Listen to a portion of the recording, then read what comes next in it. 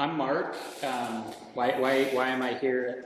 You're not going to hear Drupal at all in this session. I did a whole lot of Drupal between Drupal 4.7 and Drupal 8. I haven't done Drupal in a really long time, but some of my old Drupal friends found me and asked me to come do a talk, so that's why I'm here. So AI dev tools. I probably spend way too much time playing with different AI dev tools.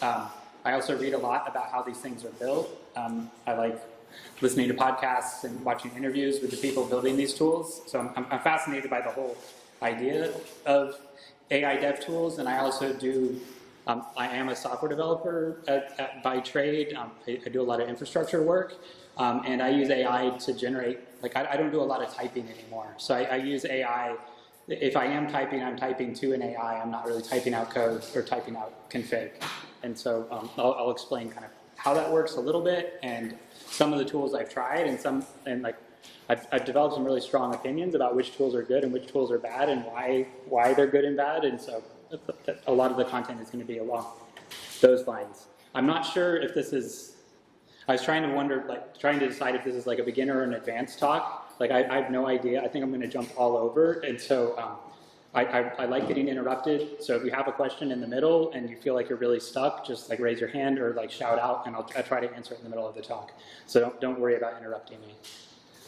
So my journey so far, this is about, I would say, a 4-year journey. I was a pretty early adopter with Copilot. I signed up for it pretty much as soon as GitHub offered it. Those early days of AI code help were just like a little bit better tab completion. Like a lot of IDEs already had tab completion in them, and what you got once you put an AI behind it was a little bit smarter and sometimes a little bit more creative. And so like the very early days of Copilot were like interesting but not ground shaking. Like nobody was worried that this thing was going to steal their job. They were just happy that they had to visit Stack Overflow like half as much. So that was the beginning of the journey. And then about a year ago, I started a new job. When you're at a new job, when you're onboarding, there's not as much pressure usually to like deliver right away. So I had a lot of like learning time that I hadn't seen in a long time since I've been at my last job for 5 or 6 years. And so I was at an AI startup. They were open-minded about AI tools. So that's when I picked up Windsurf. And so 6 months ago, if you would have seen me up here, I would have been telling you all to use Windsurf. Unfortunately, for any of you that have learned Windsurf because of my last talk, this is going to be about other tools, like a different class of tools. So the current landscape, there's new tools arriving weekly. Weekly might be like an underestimate. In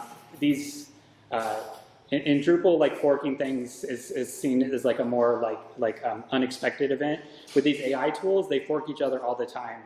And there's several examples of someone forks an AI dev tool and immediately raises several $1 million in VC funding. So that definitely I think motivates people to fork these tools as well. They all will give you 10x productivity. Some of them will give you 100x productivity. Just don't ask them how they measure this. And the FOMO is real, and experimenting gets expensive. Like I pay out of pocket about $20 to $40 a month. Like I try to cap myself there for trying out different AI tools. But unless your workplace is willing to like let you experiment and give you access to a credit card, like it can get really expensive to play with some of these tools. So like jumping around is expensive, but also some of these tools are just expensive by their nature and just in how they work. And I think the big surprise here is that they're all essentially clones of each other. If they're not a clone of VS Code with some AI tools built in, they're a clone of Claude, which is like Claude is like the main command line like variant, and I'm going to talk a lot more about Claude. But if you go and use one, you can jump to another one really quick because they copy each other feature for feature. They're all dog-fooding their own tools, so they're able to generate code really quickly. So they generate features really quickly as well. So when they want to copy something in a competitor, it happens a week later instead of like a year later. Like there's not a lot of meetings to discuss whether or not they should copy it. They're just like, let's throw in the feature. And like, I'm sure they use their AI tools to even look at their competitors' code. This affects things as well, which is the amount of money flowing into the space it's absolutely crazy. Like, I would say a good majority of the VC money that's going to any companies right now is going to AI coding tools. There's a lot of money going into AI in particular, but AI coding tools is the one spot in AI where people are actually starting to prove some real business value. And so where some of the other areas AI is being used, like customer service is another good example where people are actually saving some money. I feel like generating code is somewhere where people are actually starting to prove some value. So that causes, everybody wants a piece of that action. So there's a lot of money coming in. So how you pick how much you should spend, that's kind of the theme of the rest of the talk. So I see there's being two big categories, but this is coming from like a pure developer perspective. There's a whole third category, which is more like Wix, more like Drupal site building, where everything gets done for you and the code is hidden from you. Like, I'm not going to talk at all about those tools. I played with Lovable one weekend. It was fun. It built me a whole website that like looked really good, and then started throwing JavaScript errors at me. And that's the point I got frustrated, and I was like I can't handle that, right? Like that's too much for me as an engineer to see all those JavaScript errors. Whereas if I was just prototyping, maybe that wouldn't bother me so much. So the two categories I'm going to talk about, and the ones I've spent the most time on, are AI IDEs and command line agents. So an IDE, for people that don't use them, it's where you try to bolt as many features related to programming into one big, heavy, memory-intensive piece of software. It does everything for everyone. A lot of times they support like dozens of programming languages. If they don't support the programming language you're looking for, somebody wrote a plugin. They all have really good plugin ecosystems, which like is also very helpful. So these tools do a lot. And I think what I've learned in this transition is that an AI can do a lot of those things for you as well too. Like you don't need all these like pieces of software and expensive features, like using all that RAM on your computer. So the categorization I have is the AI IDEs are Cursor and Windsurf, Cursor being the big, most popular one, and then VS Code plus Copilot. Like VS Code by itself, you can turn off all the AI features and it's already a really good AI IDE. If you turn on Copilot, then it becomes more like an AI IDE. And they're trying their best at Microsoft. I don't think they're doing a great job. They had a really big lead with Copilot. There was so many people using Copilot 4 years ago. And then all these other companies have just overtaken them really quickly by adding a lot of capabilities that come, yeah, question. Would you consider JetBrains as kind of the same? I have not, so I used. Because I got JetBrains with Copilot, and so I need to know how much more or less it's integrated in. I say Copilot in any IDE it's running in is pretty much the same experience. That's my question. Yeah, but yeah, I was a big JetBrains user, but I've not tried any of it, because JetBrains has their own IDE, their own AI product as well, which I haven't had a chance to try. Yeah. It's okay. Yeah. Judy. Yeah, it's Judy. That's Judy? Yeah, okay, it's pretty good. Okay. Yeah, one more. Any experience with Codex and VS Code? Codex is coming up a little bit later, but I've not installed it as the VS Code plugin yet. Okay, I just yesterday, and I'm figuring it's going to be really similar to Copilot. It's like the same model of infrastructure, right? There's more similarities than there are differences in this space. There's a couple of like standout ones. In an earlier presentation, somebody was mentioning Augment. Like, so there's a couple of standout ones where they're like, we don't want you to use an IDE or your command line. We want to run it in our cloud, and we want you to like send instructions to our cloud, and then we won't really tell you what we spin up. We'll just give you the results. I haven't even experimented. A lot of those are really expensive, so I haven't experimented with those. But I could see that becoming more popular as this stuff gets more proprietary. So the bitter lesson. People that do AI, especially large language model stuff, they love to talk about the bitter lesson. There's a famous essay, I linked to it at the end of the slides. And so the bitter lesson essentially boils down to, if you throw more resources, more CPU at an AI model, you train it for longer, you train it with more data, it's going to get better. Like, it's going to keep getting better. Like, the more like rainforests we burn, like the more we like put like our resources into these models, the better they're going to get. And this has, I think this actually is fundamental to why I switched from Windsurf to Claude Code, is because the Claude Code model was enough better outside of Windsurf that it actually supplanted a lot of those Windsurf features I was using, and that applies to those older IDE features as well. So what does that mean for the future of DevTools? So I feel like our role in how we write software is changing a lot. I was just actually talking at lunch about this, and there's a little bit part of me that's sad. It's like it's very fun to get completely focused, heads down, spend 3 hours writing code. Like you feel like master of your craft. You feel like all that time you've spent becoming a good programmer really paid off. And I feel like those days are more or less gone. Like I think you're going to get that from debugging AI-generated code. You're going to get that from finding like a really tricky bug in something. You're going to get that, but it's not going to be that same dopamine hit. Like nothing's going to quite feel that same way. And there probably is going to be demand for like, just like you can go to, like I wrote a blog post about this. You can go to Home Depot and buy cabinets, or you can pay somebody who's really good at woodworking to come do your cabinets. The guy that's really good at woodworking is going to give you really nice cabinets, but most people can't afford that. Most people go to Home Depot. And I think that most code's going to get written by AI, and you're going to get that Home Depot quality code. And so, like, I think that's what's coming. And so, like, what's the role of the software engineer in all of this? Like, I think there's still going to be a lot of software engineers. I think we're just going to do a lot different kind of work. So the AI can't judge quality.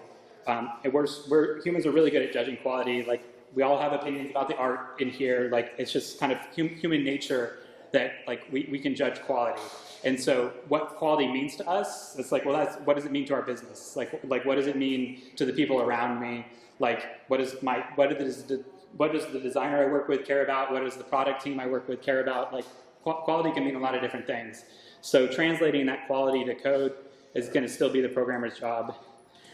Programmers can tell when something feels off. Like, AI is really good at writing fake tests that always pass. And so you might start to sense something's off. Like it just wrote 150 tests and all of them passed the first time. I've never written 150 tests and have them all pass the first time. So like humans are good at picking up when something seems off, like when it seems like you're getting like bamboozled by the AI. And taste guides architectural decisions. And so I listened to, I forget which one it was, a really interesting, somebody was breaking down that some programmers architect as they're writing. Like they don't have any plan for what they're building until they start typing. And then once they start typing, the architecture starts to come together. And some people plan ahead of time. They either write a design doc or they have that design doc in their head and they have a full idea for like how all the classes are going to be named, how they're all going to inherit from each other. They have all of that figured out before they start typing.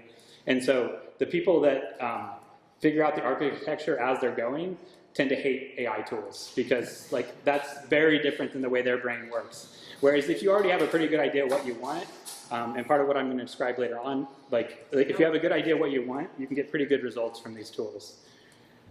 And this is probably the most controversial item in my whole presentation. I have heard so many back-end engineers fight with each other about what code is good, what code is bad, who at the company writes good code, who at the company writes bad code. And from a business perspective, good code is code that clients don't complain about, right? Maintainable code is you get similar arguments about maintainable code. Like a lot of people are posting on LinkedIn about there's going to be lots of work for engineers maintaining bad code written by AI. It's like, yeah, but you've got the AI there to help you maintain that code. And like, what was good and bad code anyway? There was lots of bad code written by humans. There's more than a lifetime's worth of bad code written by humans for you to refactor already. So the human judgment becomes like a really big part of what the work is. And we're going to start writing more specs up front. Like, sorry guys, the 80s are back. Like we're going to have to write up front documentation before we start writing code. Like that's the sad, I think that's the sad part. XML is also back because AI really likes XML because it has closing tags, and so it knows when the element is finished. So two elements of bad news. We both have to write specs up front, and XML is back.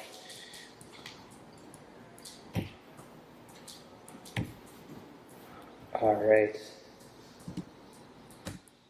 So this is my new spirit animal, Rick Rubin. If you haven't watched this clip on 60 Minutes, definitely go out and watch it. So this guy is a music producer with zero musical talent. He knows nothing about music, but people hire him to come to their sound recordings and pay him a lot of money. Like, no, they don't just hire him, they pay him a lot of money to come listen to what they're recording and give he's really good at explaining how he feels, how the music makes him feel, and he's built an entire career off of this. And so he's become a little bit famous in the world of AI because the fit it's kind of interesting how it fits into AI.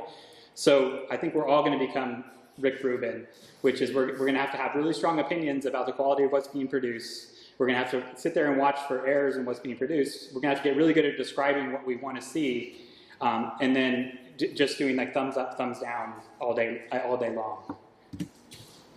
So I've found, in switching from Windsurf, switching to Claude Code, I did this on repos that I was already working in. So I was telling Jordan before the talk, like I saw some corporate shenanigans going on with Windsurf. I decided this tool isn't going to have much life left in it, so I need to switch. So I just picked up Claude Code one day and I started just working with it straight in all the same projects I was working in Windsurf.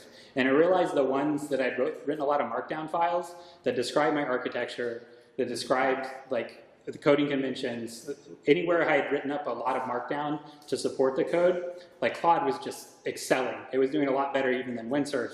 And so I realized that like you need a lot of documentation to support your code these days because these LLMs, they love like chewing through English language documents.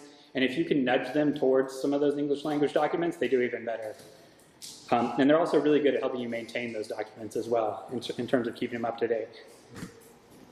So this is not an example from one of my projects. This is one that AI generated for me. But these models from session to session completely forget everything from the previous session. There's ways to use them where you can restart that previous session, but it's actually a great way to get really frustrated with the tool because they have a limited context window. And so when you hit that restart button, you just filled half of the context window with garbage from your last session. Like whatever dead end it was going down, like it just told its next version of itself all about that dead end and totally confused the current version with that dead end. So I really like working off of Markdown docs. I've written so many thousands of lines of Markdown since I started using these tools as like my main method for development. I like this as well for myself as I've gotten busier and busier at my new job. I get pulled into more meetings, pulled into more production incidents, like pulled away from the code more often. It's really nice for you as the person helping the AI just to have something to refer back to, which is what the heck were we even working on 2 days ago, the last time I actually opened up my terminal and actually was working. So I find these documents are useful for humans and useful for the AI, and I think that's a good rule of thumb as well, which is like don't throw anything in the repo that's not going to be useful for a human as well. Like don't do stuff that's super catered to your AI. There's some people out there that are trying to do this markdown dialect that's specifically for AI. It's like these AIs are designed to read human text and to understand human text. Like write things that your coworkers would appreciate, and AI is going to appreciate it as well. Hey, Mark. Yeah. How do you integrate this with writing markdown into your problem? Do you do it as you go along? Do you write it? Do you tell the AI to spit stuff out periodically? How are you fitting that in? Yes to all of it. Okay. So the first version, I will tend to edit heavily myself. Like I'll typically have whatever the most expensive AI I currently have access to is, like usually it's Opus 4.1, like from Claude. Like I'll use that to generate the first spec. And so that is, I type a couple paragraphs of my general idea of what the product is, and then I tell it what I want, which is you're writing a spec for another dumber AI to do all the work. And so I want you to break down into tasks this architecture I just described. And then that's where my developer opinion jumps in the most. Because it's like, no, you're not writing this tests in Playwright. Like I'm not introducing JavaScript as a dependency on the scope project. Like whatever like crazy ideas it comes up with, that's when I'm like the most hands-on with like heavily editing that document and making sure that that document really represents the final end state of the whole end-to-end project. But the breaking it down into tasks is the AI is really good at that. And then that's also like a way for me to conserve my budget on the project as well, because I've actually stayed on the $20 a month plan. I'm going to go into pricing a little bit in a couple of slides, but if I have a small defined task, I don't hit rate limits. Like I can work on a task, I finish it by my next meeting, and then when I come out of the meeting, it's sitting there done, and I can spend some time reviewing it. And so, yeah, so I make it, the AI helps me write the original doc. The AI helps me make sure that doc stays in sync with the actual state of the project. And if I come up with ideas as I'm working, I'll tell the AI, like, match the format of the rest of this doc and add this AI, add this into it wherever you feel like is appropriate. And it's usually a good, it'll like interleave bullet items in other sections as well as like make a whole section when it's appropriate. And it's usually pretty good. Like, well, any kind of structured text. When you're the agent, you know, walking over the markdown file. Yeah. I mean, making custom to it, like, upon request. Yeah. And I'm constantly reminding the agent about this markdown file. Because there's no like really good standards, like you'll read online about agents.md or cursor.md, but because those standards aren't unified, like I find I'm constantly having to remind it, like this is the file I care about, like this is my requirements doc and how I list my requirements. But if I do that once in the session where I refer to that file, then it'll remember it for the rest of that session. So, oh, that's what it is. I'm hitting the side arrow instead of the space bar. I haven't done reveal in a while. Okay. So why this wins? It's tool agnostic. It was low switching cost for me. I think that applies broadly. I actually was just noticing I had an open tab where I do sometimes go through my Cloud Pro subscription. So I was just going to sign up for an OpenAI Pro subscription and just switch back and forth, whichever one's rate limiting me, and just switch back and forth. Because $40 a month is still a lot less money than like the $100 a month that the next level of Claude costs. You get good results from any AI. You're the architect, AI becomes the contractor. And so this is a pattern I've seen. I've seen a few blog posts like calling this out as well. Project managers, people managers, consultants, you already argue with people about the specs all day long. Like that's just what you do. And so if you've gotten good at that, if you've gotten good at explaining what good looks like, if you've gotten good at explaining why junior developers' work isn't up to the quality of the rest of the project, if you've gotten really good at those kind of conversations, having them with an AI is so much more efficient. It's got a bubbly attitude constantly, no matter what. Like I have some suggestions if you want to turn off the like praising you for how smart you are, like features. But like it's much more pleasant than working with a client or like a frustrated junior developer. Like it'll spend an infinite amount of time trying to learn from you and trying to understand what you want. And so you can loop for a really long time until you get a good result. And so if you already have that patience you've developed, and like really, I mean, so I'm a like liberal arts major. I know there's a lot more liberal arts majors in the Drupal community. So if you've spent a lot of time in your life getting really good at writing English language, like these tools are nice, because for me, code always felt like, it's like I wanted to get the end result of what I built with the code. Like writing code itself was never like where the joy was for me. I just wanted to see the end result always. And so this gives me like a way I can write an essay and get a code result. So what's actually worth paying for? Okay, this is what keeps me up at night, like that I'm becoming addicted to something I won't be able to afford like a few years from now. So there's a free tier. Gemini Clee, I heard it in a previous conversation as well, it has really generous amount of free tokens, and it also has I learned this morning, that if you pay for any Google product, then you get even more, like an even upper like limit in terms of the amount of tokens you can use. So Gemini Clee, I'd say, is a great starting point if you're going to do a command line based agent, because it's a Claude Code clone. It has like half the features that Claude Code has, and because Google's throwing a lot of development money into it, and Google seems to either be much better at running AI models, which wouldn't surprise me, or they're just willing to give away a lot of free AI model usage in order to collect some users. So anyway, so right now, as of today, like this is the cheapest option, which is you can use it essentially for free as long as you're only doing a couple of hours of dev a day, and then their API costs are so much lower than all their competitors. And Cursor has a free tier that's usable. I've seen a lot of kids on Reddit. There are a lot of college kids on Reddit that use Cursor free, and they pass a lot of tricks back and forth about how to like get more out of that free tier. And Copilot also has a free tier. The $20 to $100 a month is where most people are sitting right now. I was a Windsurf Pro user for a while. They lost some access to some models that threw me off, and then they had a lot of corporate drama that threw me off even more. And I realized that I had a company between me and the model providers, and I wanted to remove one of those steps. So I jumped to Claude Code. I pay $20 a month for Claude Pro. I also really like the Claude Electron app, which is completely separate from coding, but it's just nice having like an Electron app that runs, and so you don't have to always have a web browser open with Claude. And so this is the most debated. Like I'm in a couple of Slack channels where people use these tools and talk about these tools all the time. And it's like, do you get 5 times more work if you spend $100 a month?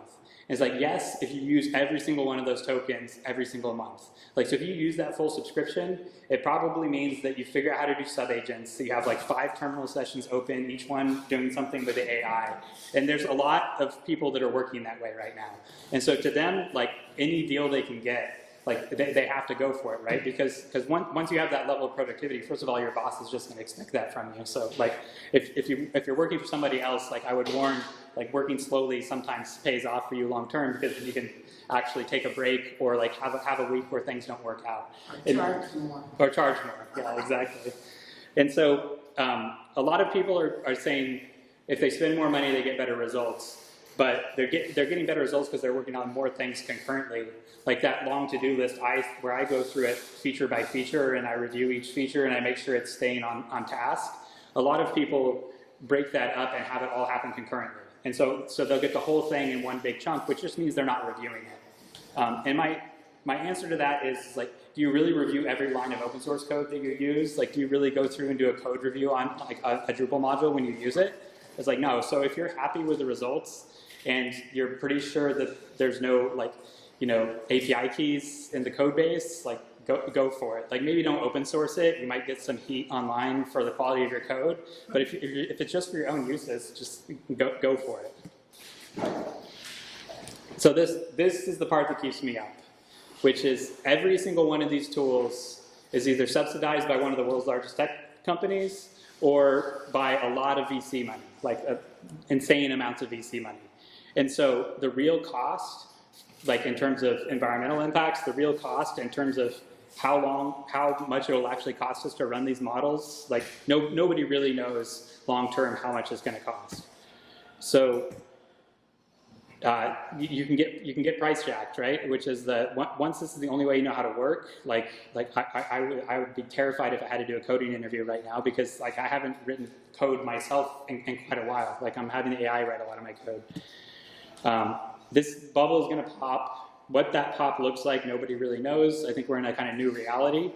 But like every VC is not going to be putting all their money into like half-baked AI ideas indefinitely. Like eventually, the VCs are going to figure out how to evaluate which ones are good ideas and which ones are bad ideas, or like especially when it comes to these coding agents, which are just getting an insane amount of money right now. And this is one I've personally felt with several different products. Like once you IPO, you're looking at your per customer costs. And so like, it's like, maybe I'll just tune down the models just a little bit. It's like, well, maybe I'll put them on the previous version.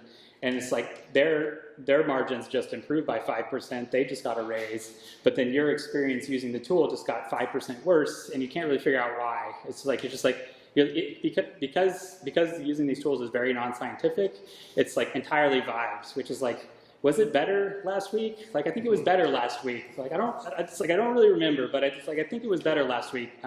There was just a big Anthropic controversy where they accidentally pushed some bugs that were making their models worse, and it took them about a month to catch that. And so there was a lot of these people on these Slack channels, a lot of people on Reddit were talking, like, it's like, it seems worse this week. Like, it seems like it can't do things it could do last week. And so, like, that possibility is always there, where it's like they may intentionally make it worse. Like that was purely accidental, but there's always that option that they might make it intentionally worse. And so you need to build workflows that don't lock you in. So this is entirely hopeful. I check this once a month, once every 2 months, like that I will be able to, like, as like a former huge fan of open source, like big in the open source community, like I hope that I could run everything on my local machine, like open source end to end, including the model. And it's getting closer like every day. Like, so if you can spend $4,000 on a MacBook right now, you can get pretty close to having like a usable like dev assistant running on your laptop that never goes to a third-party cloud provider. So then it's like then it becomes a question of like where are you spending the money, and like how long does an M series MacBook laptop last if you have it like with the fan on, using all the GPUs. I don't like it, yeah, that $4,000 might be unusable in a year. Nobody really knows, but like it's getting close. And so China, we have China to thank a lot for this, which is that a couple of the Chinese models, like a DeepSeek, like got a ton of press for releasing their open models. And so open when you're talking about models means a lot different things than it does when you're talking about true open source. Like, so you have the model itself, which is easy to give away because it's this impenetrable like pile of math calculations that like you can't really do anything with it. So everybody gives their models away for free. That people don't really protect that. But it's the weights which trigger when you do what calculation. Like that's the next level of making an open source model. And then there's a few very small number of truly open source models where they also open source all of their training data. And so the true open source models are, I could go, as long as I had enough cloud credits or a big enough like data center that I had access to, I could take all these pieces and I could retrain this model myself, and it would function more or less like it did in their research paper. Like most of those are coming from researchers, coming from places like Berkeley and Stanford where they have a lot of money to train models, and like, but very few of these are truly open source because they can't be like reproduced like on your own, but they're given away for free, and you can get a lot of mileage out of tweaking those weights and values yourself. And then the open tools are getting better. Open Coder, you can think of it as just a Claude Code clone. It works just like Claude Code. It matches Claude Code like feature for feature. Ollama helps you run these models locally. It's like Docker for models. So I run a lot of models locally when I'm doing these experiments, in the hope that like one day it's just going to be good enough and I can just go cancel my $20 a month subscription or my $100 a month subscription. And then Klein is making a lot of noise as well. I think the Klein developers, I just listened to a podcast with them. I think they saw this coming, the whole bitter lesson. I think they saw the bitter lesson coming a long time ago, which is if we just build our tool entirely open source around the idea you plug in an API key, it sounds like a lot of the Drupal stuff that is getting built is along the same idea, which is we build it entirely open source where you plug in an API key. These models will keep getting better. So far, they haven't gotten that much more radically expensive as they've gotten better. And so eventually, like, our tool will like just get better because of the model it's able to run. And so Klein is one that's on my list to try out as well. I've used an open coder quite a bit, but for like when I need real work done, I always switch back to Claude Code these days. And so even an older MacBook can run some of these models, as long as you run a small enough version. So there's this whole process called quantization. I'm not going to go into that. This is not an AI talk. But you can reduce the size of a model, and you can also reduce the quality of the model by quantizing it, which is you basically just reduce the way I think about it is you reduce the quality of the calculations by reducing how many decimal points it'll calculate to. And so you'll end up with a smaller model, and because it retained a lot of the weights from the higher value model, it'll retain a lot of those behaviors. It just won't run quite as good because it's on consumer hardware and because the amount of resources available to it is lower. And so a lot of these are quantized models, and so you really just have to experiment with Ollama, like what can I pull down and use on my laptop that uses all of the available resources but doesn't, like, where I can at least still have my editor open. And so these are steps. These are all different open source projects. there's a lot of momentum here. Like not as much as you would hope. I think everybody's hoping to get rich or at least get some of that VC money, but there's still quite a bit of open source like action happening here. And so I would expect this to improve. It's at the rate it's been improving, like I would say a year from now, we'll have the quality that we currently have with these commercial tools using the best models, I think we'll be able to have in a laptop. And so I've actually stopped using the latest and greatest model. It's another way I can preserve my Claude monthly subscription, which is if I used Claude previous, like it generally solves most of my tasks and it doesn't use up tokens as quickly, so then my subscription doesn't. So to me, that says that there is a plateau here, which is good enough for most people. Like, you know, maybe it's good enough for PHP, like, and not good enough for like Java. I don't know. Like maybe like it depends what you work on. But I think there's a plateau, and then once we hit that plateau, it's just up to somebody to make it run on your laptop. And there's tons of model developers that want to make this run on your laptop. So it's something to watch. It's not usable today, but like I'm going to keep watching it. I'll write a blog post. As soon as it's usable, I'll write a blog post and tell everyone. Can I ask a quick question? Yeah. So is that kind of like the whole design concept where you say it can either be good, it can be fast, or it can be cheap, right? Yeah.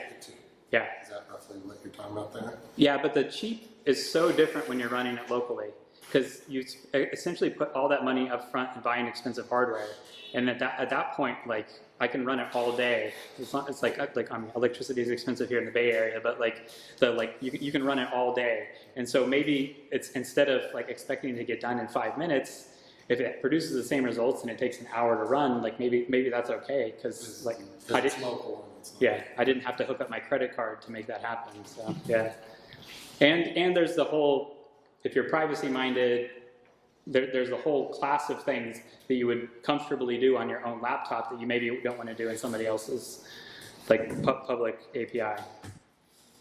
I personally wouldn't put it on my laptop. I purchased a few high GPU machines, maybe gaming machines, and cluster them using XO. Yeah. And then use my laptop just as the interface to do the things that I want to do with coding. Yeah. I don't think I would try to run any of these on a laptop, at least the bigger models, because the amount of GPUs that you need for that is just absurd. Yeah. The interesting part is how Apple has stayed ahead of the competition in terms of electricity use with these M series chips, Yeah. and then the amount of GPUs that they'll jam into like a professional grade laptop. So I'm right with you, but like I do not know why the PC manufacturers haven't realized the opportunity here to like build a true like AI running PC that you can buy off the shelf. You can actually do it with gaming computers. Yeah. Using NVIDIA chips, you can use XO to cluster a bunch. XO is an open source AI clustering tool. Okay.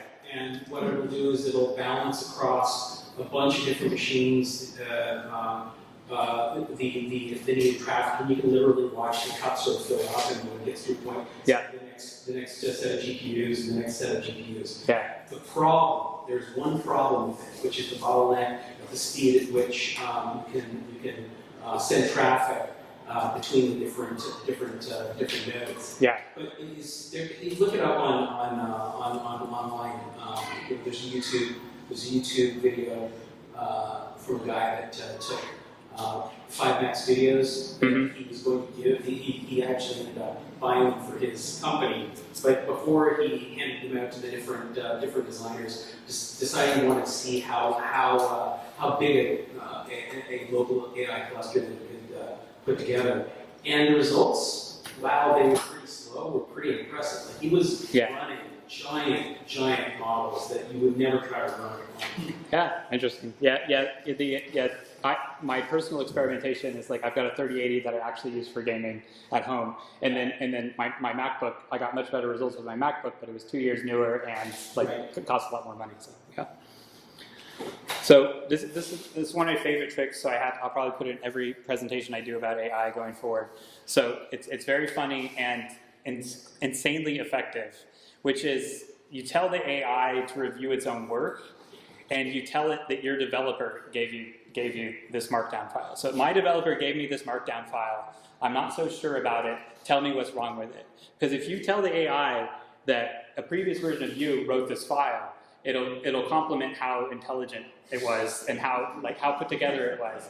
But anytime you say your developer gave you this file, it will give you really good constructive criticism. Like, we're not going to hurt anybody's feelings, but like it'll go through, like, this element's missing. Did you think about authentication? Like, you know, this is a 5-year-old encryption algorithm. Like, it'll go through and, like, bullet by bullet tell you exactly what's wrong. And it just works over and over again. Like, it never, I guess the AI never stops falling for this trick. So this is one of my favorites. I saw it in some presentation, and I've been using it like every day since then. And another one that I like to use, so one of the tools I pay for, so where I can just try out different AIs, is Poe. I think, gosh, I forgot who runs Quora. I think Quora runs it as a side project. And so all it is gives you an interface to use a bunch of other people's AI models through the API. And so I use that. It's not a very convenient interface, so I use it just to try out things. But I'll paste in the markdown file that Claude generated, and I'll ask whatever, like, OpenAI's latest model is. I'll ask it what it thought about Claude's work, and I will tell it came from a competitor. And then so it's another variant of the same thing, but then you get different models care about different things. Like, different models have a different idea about what development best practices are. And so then you can start to really, like, pile up a lot of good ideas. And because the cost of implementation of these ideas is really low when you're having AI generate all the code, like, why not have it do, like, some crazy, like, nested tests that follow a whole crazy framework? Because it doesn't cost me anything to build that, and I'll just tear it down. I'll just delete it if I don't like the results. So there's not necessarily either or. If you really like working in VS Code, Darius was telling me about this earlier, you can plug in this agent in a pane, and there's almost always a browser extension to run your agent in a pane. So you can still use your editor that you're comfortable with. If you're a PHP Storm user, like, you can use that, and you can then have this editor. And the nice part about that is that it'll display the diffs in the editor of your choice, which is where you're already used to reviewing your own changes. You get your Git integration if you like your Git integration. Whatever you like about that editor, you get to preserve all of that, but you still get to use these tools. And so that's a nice, like, I feel like, to me, that feels a lot like what using Copilot felt like, which is, over time you realize I'm using the agent more and more and more. And so, like, I eventually just switched entirely to the terminal, but, like, for people that really like their editor, or also, like, some people are just a lot better in their IDEs. Like, I've worked with some people that they know every keyboard shortcut. They've spent 10 years, like, learning every keyboard shortcut in these massive things, and so why not?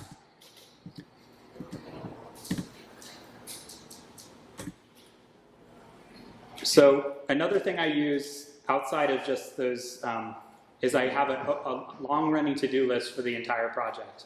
And so this tells me every feature, and the AI keeps track.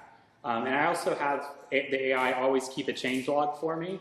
And so this is like another one I use for when I'm coming out of a meeting and I cannot, for the life of me, remember what we were working on when I left the AI. And so this is a really nice, and this also is foundational to, like, when I'm finally ready to give up some of my reviewing, like, because I review really closely everything the AI does. When I'm finally ready to give that up and let it just kind of chew through problems in the background, if multiple AIs are working on the same project, they can all be editing the same file.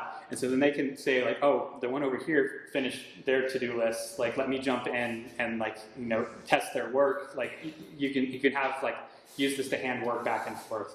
So there's some people building more sophisticated things than Markdown files for this as well. But for right now, like, Markdown is kind of the state of the art.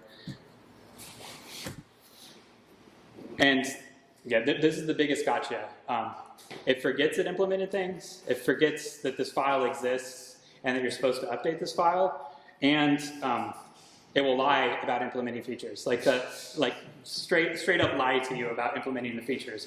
So it's like if you have a 5-item to-do list about how this is supposed to be implemented, and one of those was harder than the others, it will very often just skip over that one, mark it as done, and then you have to go validate that yourself, but you really don't have to go validate it yourself, because once you clear that session, once you, like, clear that memory out of the AI and you open a new session, it'll tattle on itself, like without hesitation. Like if you say, go through this to-do list, all the ones that already have green check marks, can you make sure that that code's still in the code base? And remember we said there was a test for each one of those features, like can you make sure there actually is a test for each one of those features?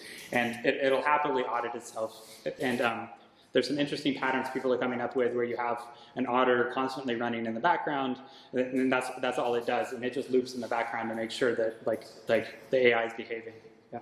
So can you check in this to-do list? Because I'm thinking it can also act as a form of documentation, basically what you're doing. Yeah, I have just recently started checking it in. I would say being at a new job and not understanding how many of my coworkers were really using AI and how they were using it, I was like more hesitant. So I kept a lot of my like AI things just in my local and only checked in the code. But then like as I've realized that like people are really interested in like these patterns, I started to check in more and more. I've started to allow Claude to co-sign commits, like, which is funny because he shows up as a contributor in the repo.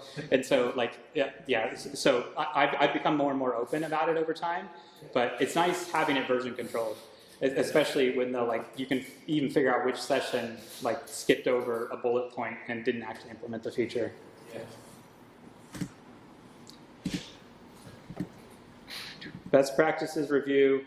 All right, so slow productivity, and this is my own personal approach, which I was describing, which is I work on one feature at a time, and I review heavily what the AI is doing. A lot of other people are like trusting more heavily in the AI's abilities, and they're just farming it all out. And like if it looks decent, they commit the whole thing. So I'm working much more slowly, I think, than other people that are using these tools. The switching different tools helped me a lot. Yeah, and this is the type of prompts, and part of this prompt that you also need to remember is they very often don't know what the date is. And if they do know what the date is, it's the date they were trained or the date that most of their content came in. And so they very often are a year behind. And so almost all of these models, almost all of these tools can go out and do a web search. And so a lot of times just throwing in the year, the current year, is enough to make it go out and do a web search, because these best practices are evolving and shifting all the time.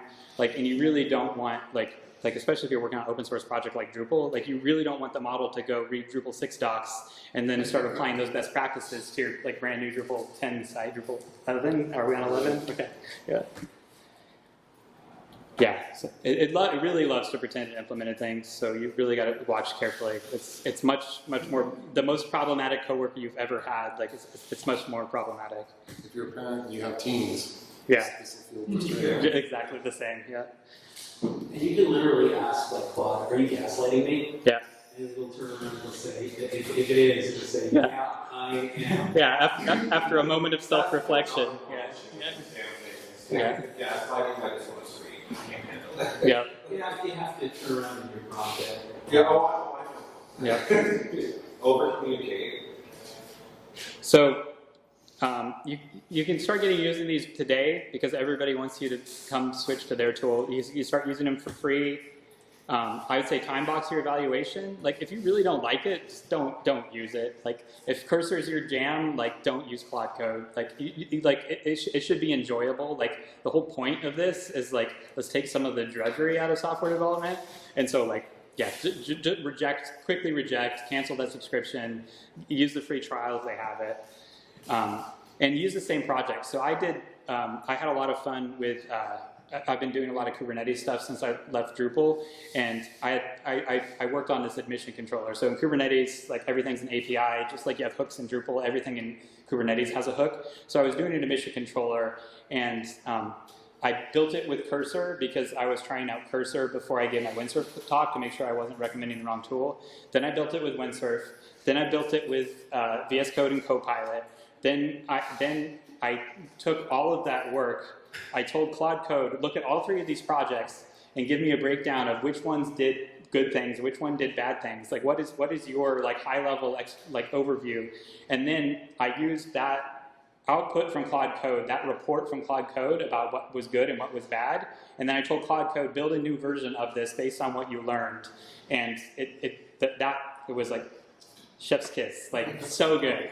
But I had to build it 4 different times with 4 different AI tools in order to get the spec that actually Claude was then like one-shotted like a really good version of it. And then that's the version I've been iterating on continuously. I've done some crazy, that's where I've done some of that crazy testing work I was describing. And so that's like a real world example of like, don't just trust the tool. Like the last thing you should do is trust these tools, but they're very powerful, but they're also like incredibly like chaotic and problematic at That's times. what some people are doing with sub-agents. Yeah. Is they're like building 3 versions of things, and they're having like a main one go and take a look at all those 3 things that were built in the different workflows, and then compiling out the best one. Yeah, I mean, my ideal right now would be like if my work just gave me like $1,000 in open router credits every month, and I could just like have multiple models from multiple different providers, just like going in a loop, like constantly, even going to Jira before I get there and having the PR waiting for me. So there's some tools for tracking how much you're spending, but also like if it just makes you feel good, like just use it. Like you don't have to get 10x improvement if you like this more than typing. Like I personally like this more than typing. I have RSI. Like I'd rather save my risks for video games than like use them only at work. And so like if you enjoy working like this, just go for it. Like don't let anybody, speaking of gaslighting, don't let anybody gaslight you into saying you should become a real developer and go back to writing code the way we used to back in the good old days. And yeah. So how this makes you feel is an important metric as well. Yep. You know what positive things come out of it for me? I never have to write regular expressions. Yeah, oh my gosh. It's so good at writing and explaining regular expressions. You can get like a 7-paragraph explanation of a like 4-character regular expression. Yeah. All right, what are we gonna watch out for? I'm almost out of time. So watch for thin layers, watch for forks of forks of forks, proprietary formats, like anything that'll be announced later in terms of how much it's gonna cost, like free trials, like watch out for free trials. All of the stuff you would normally watch out for, it's like the grifters are everywhere. So like if you hear a bunch of people using the tool, try to use that one. You can learn from your friends as well. Yeah, so watch out for pricing, watch out for grifters, and build workflows, build muscles, and get used to like I know how Claude lies to me, right? Like I've spent a lot of time with Claude. Like we've become very good friends. And so like I know when it's gaslighting me, I know when it's lying to me, I know when it's like that was a lot of flowery words right there. Like I think there's something you're hiding from me, and then that's the good time to ask follow-up questions. And yeah, don't get too dependent on one tool or another. Like hopping around is a good exercise in just learning the different personalities. I'll share this online. I'll figure out how I'm going to share this online somewhere. But these are some of the Sniffly's I'd say my number one. I'm using this to see if my Claude Pro $20 a month subscription, like right now I'm averaging about $40 or $50 worth of API usage out of a $20 a month subscription. So that's a great deal as far as I'm concerned. And so as long as I can hover around there, I'm going to keep doing it. And yeah, the 60 Minutes Rick Rubin is the funniest thing here for sure. So that one everybody should check out. It's good inspiration for the future of development. And yes, this has an expiration date too, because I told 6 months ago I told everybody to use Windsurf, and I do not recommend anymore. So. Yeah. Yeah, I have a question.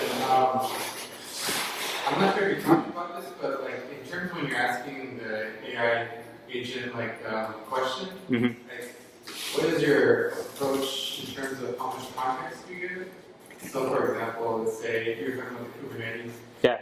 And to rewrite that project, I'm not sure how big that project is, but sometimes it could be like a function and then it's more abstract class or even further. Yeah. So it's like, what is your approach or your thought process of like how much?